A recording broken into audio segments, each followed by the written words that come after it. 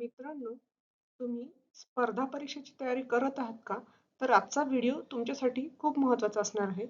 नमस्कार विद्यार्थी मित्रांनो, MPSC एक्झाम गाईड या यूट्यूब चॅनलवर आपल्या सर्वांचे स्वागत आहे. आज 24 मे 2026 या दिवशीच्या चालू घडामोडींवरील महत्त्वाचे प्रश्न आपण या व्हिडिओमध्ये बघणार आहोत. मित्रांनो, हा व्हिडिओ खूप महत्त्वाचा असणार आहे कारण की या व्हिडिओमध्ये जे आपण प्रश्न घेणार आहोत ते येणाऱ्या स्पर्धा परीक्षेत थेट विचारले जाऊ शकतात. तर हा व्हिडिओ तुम्ही नक्कीच शेवटपर्यंत बघा आणि अशाच दर्जेदार प्रश्नांसाठी तुम्ही MPSC एक्झाम गाईड या यूट्यूब चॅनलला नक्की सबस्क्राईब करा. इथे आपण रोज अशाच महत्त्वाच्या चालू घडामोडी घेऊन येत असतो. भारत आणि इटली यांनी कोणते वर्ष संस्कृती आणि पर्यटन वर्ष म्हणून साजरे करण्याचे ठरवले आहे? तर याचं उत्तर आहे 2027 हे वर्ष. तर भारत आणि इटली यांनी सांस्कृतिक संबंध आणि पर्यटन वाढवण्यासाठी 2027 हे वर्ष संस्कृती आणि पर्यटन वर्ष म्हणून साजरे करण्याचा ऐतिहासिक निर्णय घेतला आहे. तर या उपक्रमामुळे महत्वाकांक्षी IMEC म्हणजेच India, middle east, Europe economic corridor यासारख्या दळणवळण व्यापारी प्रकल्पांना मोठी चालना मिळणार आहे. तर यामुळे जो आहे संस्कृती आणि पर्यटन वर्ष हे 2027 हे भारत आणि इटली यांनी साजरे करण्याचा निर्णय घेतला आहे. राजस्थानमधील कोणत्या किल्ल्याची भिंत जगातील दुसरी सर्वात लांब सलग भिंत मानली जाते? तर याचं उत्तर आहे कुंभलगड किल्ला. कुंभलगड किल्ला हे याचं योग्य उत्तर आहे. तर युनेस्कोच्या सर्वेक्षणानुसार राजस्थानमधील कुंभलगड किल्ल्याची भिंत चीनच्या भिंतीनंतर जगातील दुसरी सर्वात लांब सलग भिंत मानली जाते. म्हणजे पहिल्या नंबरवर आहे चीनची भिंत आणि दुसऱ्या नंबरवर आहे ही कुंभलगड किल्ल्याची भिंत. तर या ऐतिहासिक किल्ल्याची भिंत तब्बल 36 किलोमीटर लांब आहे. तर हा पण एक महत्त्वाचा पॉईंट आहे. 36 किलोमीटर लांब ही भिंत आहे आणि हा किल्ला राजस्थानच्या राजमसंद जिल्ह्यात अरावली पर्वतरांगेमध्ये स्थित आहे.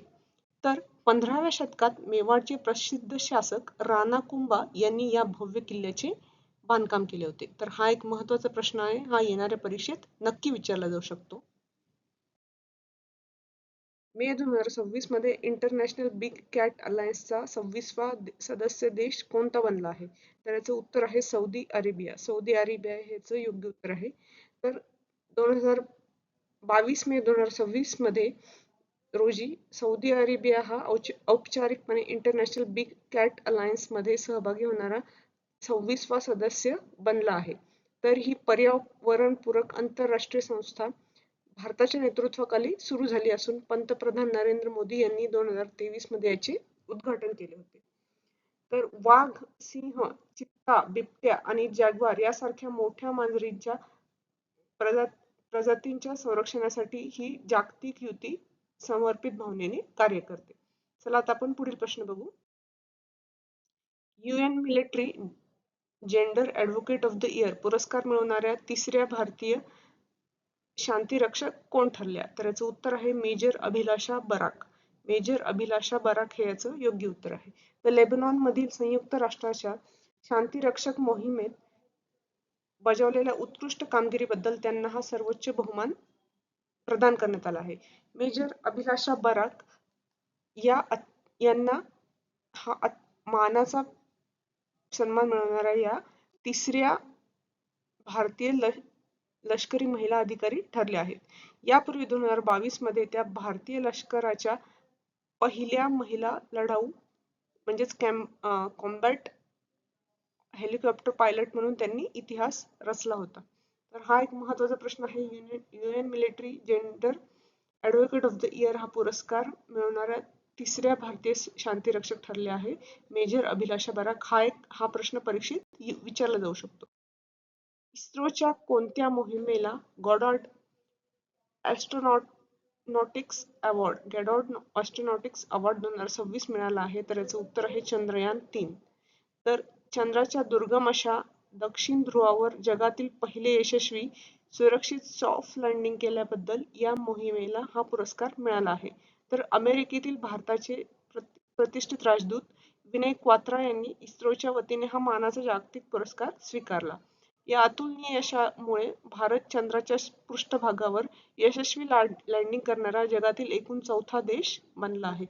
तर चंद्रयान 3 ला गॉडॉर्ड ॲस्ट्रोनॉटिक्स अवॉर्ड 2026 हा मिळाला आहे? हा प्रश्न महत्वाचा आहे, हा परीक्षेत विचारला जाऊ शकतो. तर पुढील प्रश्न बघू. मे 2026 मध्ये कोणत्या भारतीय शास्त्रज्ञांची रॉयल सोसायटीचे फेलो म्हणून निवड झाली? तर याचं उत्तर आहे मनिंद्र अग्रवाल आणि सौम्या स्वामीनाथन. मनिंद्र अग्रवाल आणि सौम्या स्वामीनाथन यांची रॉयल सोसायटीचे फेलो म्हणून निवड झाली. तर मनिंद्र अग्रवाल हे IIT कानपूरचे संचालक असून त्यांनी प्रगत गणित आणि संगणक विज्ञान क्षेत्रात मोठे संशोधन कार्य केले आहे. सौम्या स्वामीनाथन या जागतिक आरोग्य संघटनेच्या माजी मुख्य शास्त्रज्ञ असून सार्वजनिक आरोग्य क्षेत्रात त्यांचे मोठे योगदान आहे. रॉयल सोसायटी लंडन ही जगातील सर्वात जुनी आणि अत्यंत प्रतिष्ठित अशी वैज्ञानिक संस्था मानली जाते. तर हा एक महत्त्वाचा प्रश्न आहे, हा परीक्षेत विचारला जाऊ शकतो. चला आता आपण पुढील प्रश्न बघू. दक्षिण आफ्रिकेचा सर्वोच्च नागरिक सन्मान ऑर्डर ऑफ मापुंगुवे मिळवणारे भारतीय वंशाचे शास्त्रज्ञ कोण आहेत? तर याचं उत्तर आहे सलीम अब्दुल करीम आणि कीर्तन धेडा. तर जागतिक वैद्यकीय संशोधन आणि आरोग्य क्षेत्रातील त्यांच्या अतुलनीय योगदानासाठी त्यांना दक्षिण आफ्रिकेने ऑर्डर ऑफ मापुंगुवे हा सर्वोच्च नागरिक सन्मान दिला आहे. तर प्रोफेसर सलीम अब्दुल करीम यांनी जागतिक स्तरावर HIV एड्स आणि कोरोना विषाणू संबंधात मोलाचे संशोधन कार्य केले आहे. तर कीर्तन धेडा यांनी प्राणघातक अशा औषध प्रतिरोधक TB आजारावर अत्यंत महत्त्वपूर्ण आणि नाविन्यपूर्ण संशोधन केले आहे. तर आता पुढील प्रश्न आपण बघू.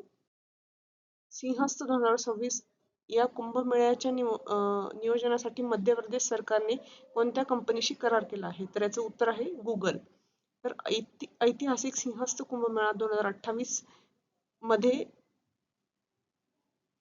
मध्य प्रदेशातील उज्जैन येथे क्षिप्रा नदीच्या काठावर हा आयोजित केला जाणार आहे.